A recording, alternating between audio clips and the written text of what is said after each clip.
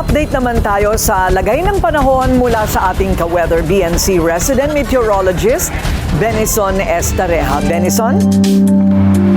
Corina, patuloy na naramdaman sa bansa ang mainit na panahon dahil pa rin sa high pressure area malapit po dito sa may northern Luzon habang nananatiling malayo at walang epekto ang bagyong Sinlaku sa labas ng Philippine Area of Responsibility.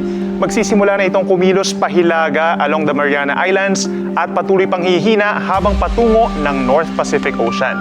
Base na sa naobserbang heat index ng Pag-asa, umabot pa rin sa 42 degrees ang naramdamang init dito po sa may Dagupan, Pangasinan at Pili, Camarines Sur, habang 41 degrees naman sa may Giwan, Eastern Samar at Cotabato City.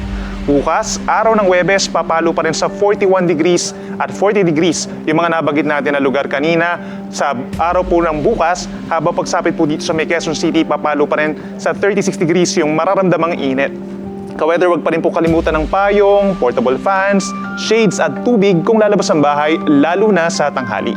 Sa weather forecast naman ng Pag-asa bukas, April 16, magpapatuloy ang maaraw at malinsangang panahon po dito sa buong Luzon. Minsan, posible po yung mga kaulapan, lalo na sa mga probinsya ng Ilocos Sur, La Union, Pangasinan, Benguet at Abra. Subalit, hindi pa rin ito nakikita magdadala ng malakas at tuloy-tuloy na pag-ulan.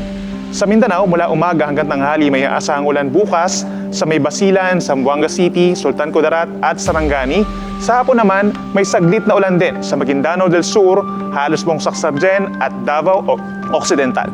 Habang sa Visayas at natitirang bahagi po ng Mindanao, generally maaraw na panahon pa rin ang iiral at maliit pa rin ang tsansa ng mga pag-ulan.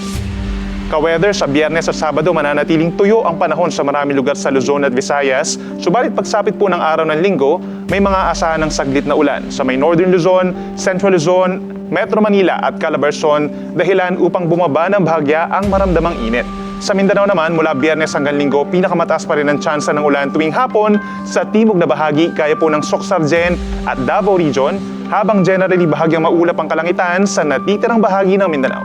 At yan muna ang napapanahong balita ngayong Miyerkules. Ako po ang inyong ka-weather, Benison Estareja, na nagsasabing ang swerte darating sa tamang panahon. Manatiling nakatutok sa Bilyonaryo News Channel. Sumubaybay sa aming social media accounts at mag-subscribe sa aming YouTube channel para sa mga bago at eksklusibong balita.